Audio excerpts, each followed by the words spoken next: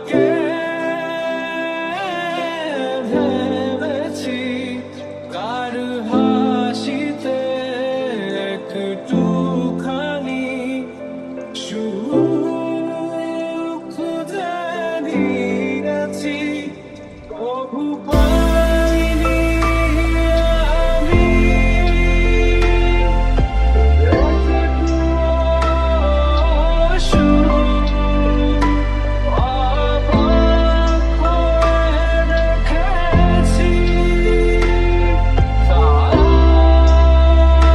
হাসি।